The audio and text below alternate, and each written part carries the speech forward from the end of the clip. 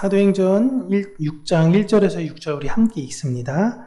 그때 제자가 더 많아졌는데 헬라파 유대인들이 자기의 과부들이 매일의 구제에 빠짐으로 히브리파 사람을 원망하니 12 사도가 모든 제자를 불러 이르되 우리가 하나님의 말씀을 제쳐놓고 접대를 일삼는 것이 마땅하지 아니하니 형제들아 너희 가운데서 성령과 지혜가 충만하여 칭찬받는 사람 7을 택하라.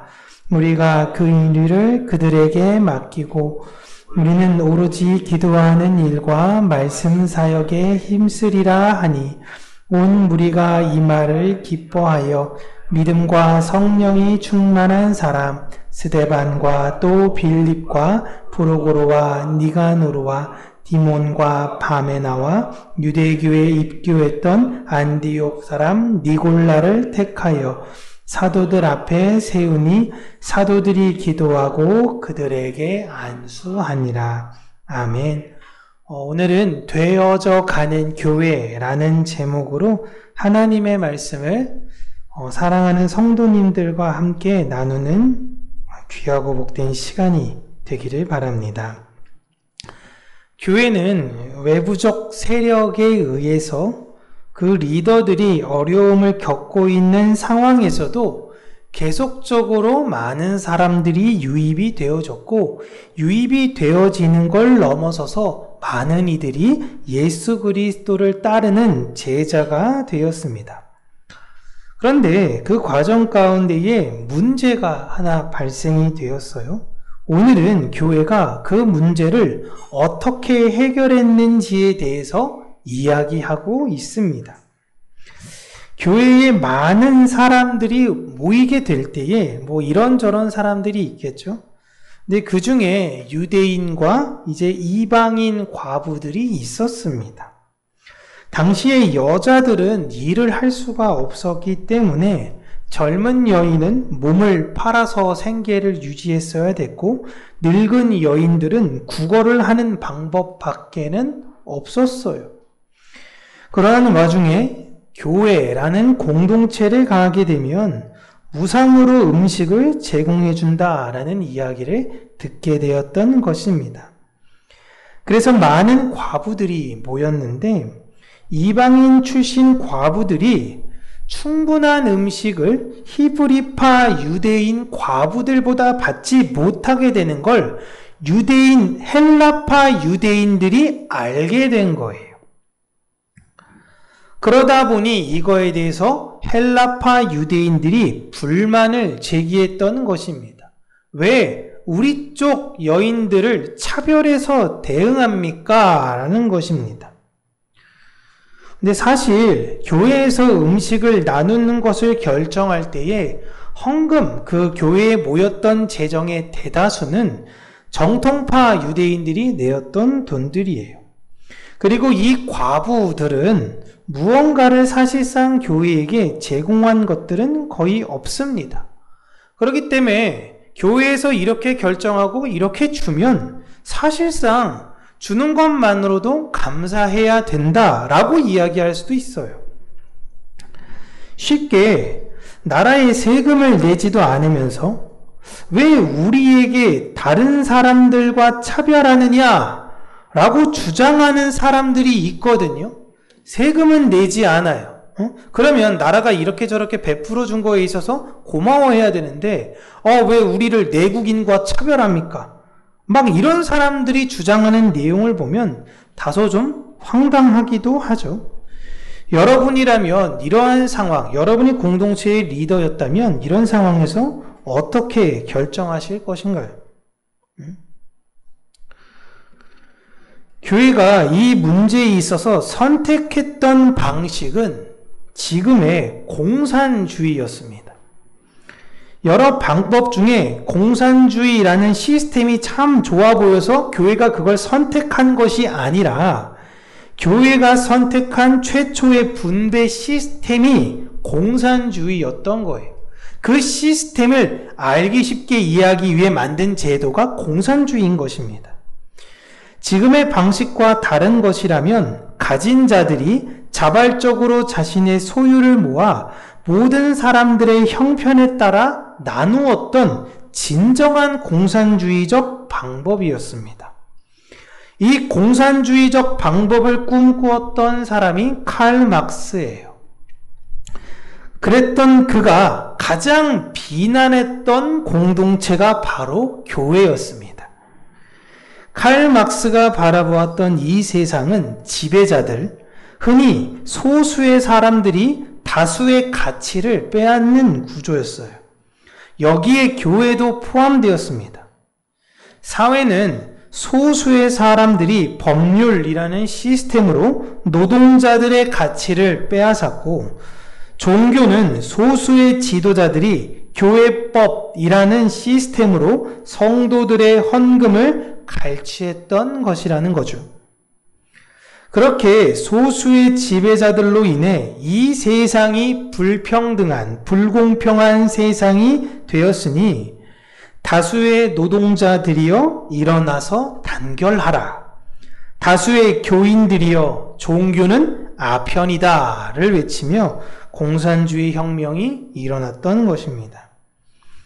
그런데 공산주의를 신봉한 사람들이 가진 가장 큰 함정은 리더의 위치에 있을 때에 생기는 권력욕이에요.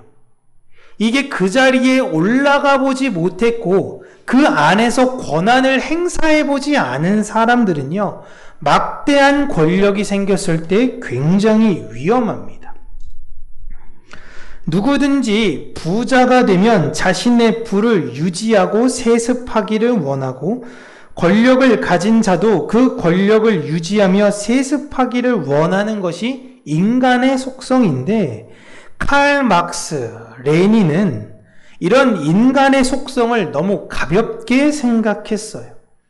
인간의 본연의 이해함 없이 단순히 혁명만 일으키면 무언가 해결이 될 걸, 이렇게 하면 될 거야, 아름다운 세상이 이루어질 거야 라고 혁명을 일으켰지만 그 대가는 너무 뼈아프게 되었죠.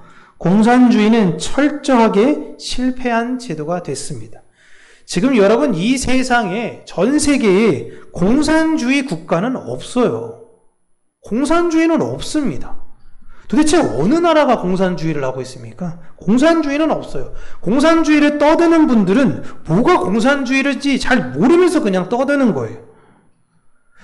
공산주의라는 것은 아주 뛰어난 리더가, 그를 따르는 영향력이 강한 집단이, 그것도 규모가 소수일 때만 이루어질까 말까 하는 제도이지, 다수일 때 이루어진 적은 없습니다. 다 실패해요. 다만 정말 놀라운 게, 세계에서는 혹시 한국이 이러한 제도를 무언가 바꾸어서 새롭게 만드는 시스템을 이루지 않을까라는 관점으로 보는 학자들은 있습니다. 한국은 되게 독특한 나라라고 이야기를 하죠. 여러분, 대한민국은 민주주의 국가입니다. 물론 북한도 자기들을 조선인민민주주의공화국이라고 부르고, 중국도 자기를 중화민주주의공화국이라고 부르긴 하는데, 대한민국은 민주주의 국가죠. 민주주의 국가입니다. 그런데 굉장히 사회주의적이고 공산주의적 요소가 강합니다. 여러분, 유럽에는요, 우리나라처럼 이런 고층 아파트들이 잘 없습니다. 아파트를 사는 것도 선호하지 않아요. 제가 왜 그러는지를 몰랐는데 최근에 들어서 알았습니다. 이 사람들은요, 아파트를 지으면요, 뼈대만 짓고 그 안에 들어가는 인테리어는 거주자가 다 결정해야 되는 구조래요. 야, 그러니까 아파트를 짓는 사람이 아파트를 지으면 잘못될 경우 손해보는 경우가 더 많이 있다라는 겁니다. 어떤 집은 보일러를 넣고 어떤 집은 보일러를 안 넣어요. 라디에이터 공사를 해야 돼요. 이걸 고층 아파트로 하려고 그러면 여러분, 이게 너무 어려운 거예요. 그렇기에 다 만들어놔, 똑같이 만들어 놓는 그런 집을 파는 것은 가난한 사람들을 위한 복지 혜택이라고 생각을 합니다. 내가 설계하고 내가 살고 싶은 집을 내가 만드는 것이 그들의 논리였던 거예요. 그런데 한국은 어떻습니까? 시공사가 만들어 놓은 집에 우리가 맞춰야 되는 거예요. 그러니까 모델하우스에서 이 집을 봤는데 실제 가서 보니 그 집이 아니면 어떻게 돼요? 시위하고 난리가 나는 거예요. 왜 이렇게 만들었냐? 우린 갑자기 입구가 없는 아파트도 있기도 하고. 네. 제가 예전에 군대에 가게 되었을 때 그 앞에서 한 분이 이렇게 얘기하시더라고요. 예전에 군대를 가면요, 나에게 맞는 옷을 주는 게 아니라 옷을 주면 내가 그 옷의 체형을 맞춰야 됐었어요. 이게 여러분 말이 됩니까? 옛날에 저희 장로님들, 우리 안집사님 군 생활하실 때 시절에는 내가 옷에 맞춰야 되는 시대였다라는 겁니다. 이게 공산주의 국가에서 빈번하게 보이는 모습들이에요. 똑같은 집, 똑같은 교육, 똑같은 생활 양식. 그런데 한국은 외국인들이 볼 때에 집부터 완전 공산주의 국가예요. 교육도 마찬가지입니다. 자, 돈 많은 사람들만 과외하니까 어떻게 됐어요? 과외 다 없애. 이거 누가 한 겁니까? 전두환 대통령이 했었죠, 예전에. 모두가 교육을 할 수 있는 공평한 방송을 만들어. 세상에 없어요, 여러분, 이런 거. 교육방송이란 거 없습니다. 이게 다 공산주의적 산물인데, 우리나라는 이게 버젓이 진행되고 있어요. 그러니 민주주의 국가인데 사회주의 국가 같기도 하고 공산주의 국가도 같은 굉장히 특이한 민족이다라는 것입니다. 근데 이게 서로 싸우지 않아요. 되게 싸우지 않아요. 종교도 마찬가지죠. 여러분, 인도네시아, 인도 이런 데 가면요, 이슬람교랑 힌두교도들이 엄청 치열하게 싸웁니다. 중동에서 왜 이렇게 싸우죠? 종교 때문에 싸워요. 근데 우리나라는 3분할돼 있죠. 3분할돼 있는 종교인데, 그러면 누가 하나 이기게 해서 서로가 치고받아야 되는데 서로 싸우지 않아요. 이것도 되게 이상하대요. 되게 특이한 민족이래요. 왜 도대체 대한민국은 뭐하는 나라냐라는 거예요. 빨갱이 때려잡자라고 하는 사람이 공산주의적 생각을 가진 사람이 있는가 하면 공산주의를 찬양하면서 자신은 특별해야 한다라는 자본주의적 생각을 갖고 있는 사람들이 있어요. 참 특이한 나라예요. 이런 대한민국이 하나님의 은혜와 축복이 정말 더 풍성하게 있기를 바랍니다. 초대교회가 이런 방법을 선택했던 건요, 더 많은 사람들에게 골고루 혜택을 주기 위한 방법에 결정을 한 거예요. 대한민국은 굉장히 유연한 나라예요. 이게 우리에게 더 이득이 될 것 같으면 이 방법을 선택하는 나라고, 이 방법이 우리에게 유익할 것 같으면 이 방법을 선택해요. 그래서 다른 나라에선 따라갈 수가 없는 거예요. 발전 속도도 달라요. 시스템이 아니라 그 마음이 중요한 거예요. 시스템이라는 건요, 여러분, 바꾸면 됩니다. 그래서 리더가 힘들어요. 불평은 누구나 할 수 있어요. 지적하는 게 제일 쉽습니다. 자본론, 야, 이거 뭐 가진 사람들이 다 가니까 위험해. 이거 불평등한 것 같으니까 일단 다 때려 부숴. 다 내 마음에 안 들어. 일단 다 때려 부숴. 없애. 새로 시작해. 그 다음에는요. 다 때려 부쉈잖아요. 그 다음엔 모르겠는데 어떻게든 되겠지. 그런데 지적을 듣고 해결하려고 애쓰는 태도는 정말 쉽지 않습니다. 지금 혜택을 받는 과부들은 본인들이 제공하는 것에 비해서 훨씬 더 많은 것을 가져가는 것을 알아요. 그런데 교회는 이런 사람들이 이런 문제를 지적할 때에 문제 지적하는 사람들이 문제 있다고 내쫓지 않습니다. 혹여 또 이 문제를 삼아서 갈라치지도 않아요. 연약한 사람들, 아무것도 아닌 그 과부들, 그들의 소리에 귀를 기울였다라는 것입니다. 그리고 이 문제를 위해서, 그리고 더 나아가 교회 안에 여러 문제를 함께 논의할 수 있는 리더들을 추천받아서 세워요. 자신들이 임명하는 게 아니라 추천을 받습니다. 그렇게 교회의 내부적 행정에 관한 것들은 추천받은 사람들에게 맡깁니다. 놀라운 건 새롭게 세워진 사람들이 그 출신에 있어 정통 유대인들이 아니라는 거예요. 이들의 이름을 보면 헬라식 이름입니다. 그러니까 교회 안에 적은 규모의 사람들의 불평, 그걸 배려하기 위해 그들을 잘 이해할 수 있는 사람들을 리더로 세운 거예요. 그렇다면 기존의 리더였던 정통파 유대인들, 그 사도들은 무엇을 한다라고 나왔냐면 기도와 말씀에 집중하겠다라는 겁니다. 이건 말씀 연구와 내가 기도실 골방에 계속 있어서 교회를 위해 기도할게요, 이 의미가 아닙니다. 유대인들이 기도하려면요, 일반적으로 성전에 가요. 말씀을 전하겠다라는 것은 이걸 내가 안에 있는 내부적인 사람들에게도 전하지만 나가서 전하겠다라는 의미입니다. 즉 정통파 유대인들은 대외적인 일을 하고 내부적인 일들은 새롭게 세워진 헬라파 유대인들이 맡아서 해주세요라는 의미입니다. 그리고 이것을 말로 하는 게 아니라 밀실에서 자기들만 하는 게 아니라 모든 사람들이 있을 때 기도하고 이들에게 안수를 합니다. 이게 임명장 같은 거예요. 공식적으로 이들을 자신들과 동등한 교회의 리더로 세운 겁니다. 여러분, 이들 또한 세우신 이가 하나님이십니다.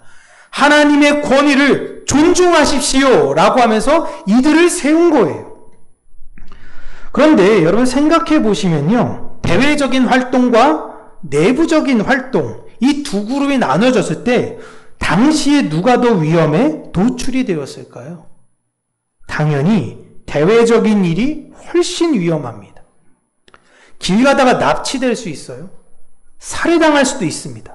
여러분 6장 지나고 나서부터는 본격적으로 교회의 탄압식인데요. 내부적인 일을 맡았던 스데반이 돌아가시고 외부적인 일을 맡았던 야고보가 돌아가셔요. 응? 근데 특별히 스데반께서 돌아가신 건 특별한 일이지만 대외적인 일을 하다 보면 이렇게 죽을 수 있어요. 내부적인 일을 하면은 여러분 머리와 몸은 좀 힘들 수 있죠. 계산도 해야 되고 막 이리저리 뛰어다녔다 이럴 수 있지만 물리적, 내가 생물학적으로는 좀 안정적일 수는 있잖아요. 사도들은 지금 대외적인 일을 하겠다라고 이야기하는 건 공식적으로 힘들고 어렵고 위험한 일은 우리가 할 테니 새롭게 뽑히신 분들은 내부적인 교회 안에 있는 성도들을 잘 돌봐주십시오. 이 의미가 우리는 말씀과 기도에 전념하겠다라는 뜻입니다. 얼마나 책임감 있는 태도예요? 가끔 일부 목회자분들께서 이 본문으로 교회의 여러 가지 허드렛 일들, 청소도 그렇기도 하고, 여러 가지 봉사나 이런 거 볼 때, 이런 거 목사가 하는 거 아닙니다. 목사는 오직 기도와 말씀만 하는 것입니다. 라는 것으로 이 본문을 가져올 때가 있는데, 그게 아니에요. 가장 어렵고, 가장 위험하고, 가장 다른 이들을 섬길 수 있는 일을 교회의 리더들이 하는 것이에요. 이게 리더고 이게 교회가 직분자를 세우는 이유입니다. 하나님이신 예수님을 본받아 내가 가장 낮은 일을 하겠습니다 라는 것이 모든 하나님의 손에 의해 세워진 직분자들의 고백이에요. 교회는 어떤 시스템을 일단 만들어요. 일단 구역 만들고 저도 사실 연약하기 때문에 그런 걸 잘 못하죠. 편한 건 시스템을 만들어 놓고 그 안에 사람들을 집어넣는 게 편합니다. 근데 원래 교회는 시스템을 만들어 놓고 그 안에 사람들을 밀어넣는 것이 아니에요. 상황에 따라 함께 논의하며 만들어가는 곳입니다. 교회는 되어져 가는 곳이지 다 만들어 놓고 무언가를 하는 곳이 아닙니다. 이 교회의 정신은 공동체만이 아니라 개인에게도 동일하게 적용할 수 있어요. 사람들은 여러분 절대 완전하지 않습니다. 이게 모르는 사람이 어디 있죠? 근데 어른들은 대부분 아이들에게 물어볼 때에 꿈을 물어봐요. 너 뭐 가고 싶어? 라고 꿈을 물어보는데 그게 꿈이 대개가 직업이죠. 그러다 보니까 꿈을 이룬 사람들이 뭘 해야 할지를 몰라 하는 겁니다. 일단 내가 열심히 해서 뭐 했는데 직업을 가졌어. 그 직업을 가졌는데 그 다음부터 난 뭘 해야 되지? 모르니까 뭐예요? 일단 승진해야 되겠구나. 일단 승진을 하는 겁니다. 모르니까 승진을 일단 하는 거예요. 승진 안 하면 내가 마치 이게 내 꿈이 다 좌절되는 것 같고 내 꿈이 거기에 포커스가 맞춰 있다 보니까 계속 그렇게 달려가는 겁니다. 저는 세상은 그렇게 꿈을 꿀 수 있을진 모르나 하나님 백성들의 꿈은 하나님을 닮는 것, 하나님의 그 성실하심을 본받아 나를 성실하게 인도하시는 그분에 따라 내 삶 속에 하나님의 성실함이 묻어나는 것, 그냥 그게 우리의 꿈이어야 되는 거예요. 언제까지? 주께서 내 사명을 다 마치시는 그날까지 성실한 사람이 되어야겠다. 하나님, 내가 무슨 일을 하건 어떤 곳에 있건 성실한 사람 되게 해주세요. 이게 제 꿈입니다. 근데 사람들은 욕심이 많아서 관계에서도 완성품을 원해요. 요즘 시대에 우리나라 요즘은 좀 혼인율과 출산율이 조금 올라갔다고 이야기했는데 왜 결혼이 이렇게 어렵죠? 완성된 상태에서 하려고 때문에 그래요. 완성된 상태에서. 남자는 일단 서울이 아니더라도 경기도 신도시쯤에 아파트 하나는 갖고 있어. 이건 장난합니까? 지금 어떻게 뭐래 그거를. 결국 그 말은 뭐예요? 우회적으로. 부모님이 돈이 많으냐? 그거 물어보는 거 아닙니까? 그럼 여자는 혼수 5천 하자. 이게 말이 안 되잖아요. 지금 이런 시대가. 다 완성된 상태에서 하려고 해요. 그러다 보니까 국제결혼이 늘어나고 있잖아요. 남자들이. 그러면 완성된 상태에서 결혼을 하면 여러분 행복합니까? 야, 신축 아파트에서 살아. 이제 새롭게 시작해. 너무 좋아. 행복한데 그때부터 내리막이라고 이야기합니다. 야, 이제 전세 이거 끝났네. 어떻게 해야 돼? 이제 아파트 값이 올라가지고 이 돈으로는 살 수가 없어. 그러다 보니까 점점 밀려나가지고 낡고 작은 아파트로 자꾸만 이사가고 초라해지는 자신의 부부를 보니까 계속 갈등하고 싸우게 되고. 여러분, 우리는 완전하지 않습니다. 불완전하기 때문에 예수님께서도 서로 사랑하라 라고 하셨어요. 그리고 모이기에 힘써야 된다라는 이유는 한 사람 한 사람이 개별적으로 완전하지 않아 우리는 예수로 모였을 때에 비로소 완전해진다라는 걸 깨달아 알기 때문에 그런 것입니다. 교회가 모여서 서로 비난하고 질투하고 일단 모이랬으니까 모였는데 서로 싸우고 이게 아니라 교회가 당시에 얼마나 어려워요. 잡아가고 죽이고 괴롭히고 때리고 이런 어려움이 있을 때 교회는 배신하지 마, 도망가지 마, 너희들 모여서 어려움을 함께 이겨나가라고 이야기하고 있는 것입니다. 교회는 예수 그리스도 안에서 이 세상이라는 어려움을 함께 이겨나가는 곳이지 세상에서 완성된 잘난 사람들의 사교 모임이 아니라는 것이에요. 그래서 제가 전도할 때 굉장히 가슴 아픈 게 뭐냐면요. 좀 사회적으로 어느 정도 위치, 지위를 잡은 다음에 교회 가겠습니다. 이게 도대체 교회 이미지가 어떻게 된 거예요? 가장 낮은 사람, 가장 연약한 사람, 사랑이 가장 필요한 사람들이 와야 되는 곳에 내가 사회적으로 어떤 지위를 만들어내고 그런 데가 아니면 아니란 거죠. 대형 교회에서 여러분 얼마나 슬픈 게 여자들이 남자가 대기업이나 그런 데 아닌 사람들은 쳐다도 안 본대요. 뭐예요? 배달합니다. 그냥 어디서 일하고 있습니다. 이런 사람들은 그냥 깍두기예요. 깍두기 교회에서. 교회가 사교장이 됐어요. 사교장이. 여러분, 교회는 완성품이 아니에요. 우리는 되어져 가는 존재들입니다. 내 옆에 있는 사람 또한 되어져 가는 존재고요. 나 또한 되어져 가는 존재예요. 그러니까 서로가 서로를 이해할 수 있고 용납해 줄 수 있는 것입니다. 우리는 함께 세워져 가는 존재라는 걸 기억하시기를 바라고요. 내가 이 세상의 교회로 해야 할 일은 예수로 사랑하는 것, 그것밖에 없다는 것을 되새기시며 사는 저와 여러분들 되시기를 바랍니다. 기도하겠습니다. 살아계신 하나님, 우리 평강교회가 서로가 서로를 참되게 사랑하며 예수 그리스도를 본받아 낮은 곳으로 임하신 그분을 따라 우리도 그곳에 향하게 하시고, 우리의 마음이 혹여 높아지고자 하는 마음이 있다면 그 마음을 꺾으시고, 다만 오늘 하루하루에 나에게 주어진 것에 최선을 다하게 하여 주시며, 나의 흔적을 통해 예수 그리스도의 사랑과 그 은혜가 전해지게 하여 주시기를 간절히 원합니다. 우리 평생의 꿈이 내 욕망에 그치는 것이 아니라 하나님 닮기, 예수님 닮기 원합니다. 그 닮고자 구하고 원하는 심령에게 하나님께서 은혜와 자유와 평안을 허락하여 주시며, 이 세상 어디를 가든지 모든 이들을 회복하는 자들이 될 수 있도록 하나님께서 은혜로 세워주시옵소서. 예수님 이름으로 기도합니다. 아멘.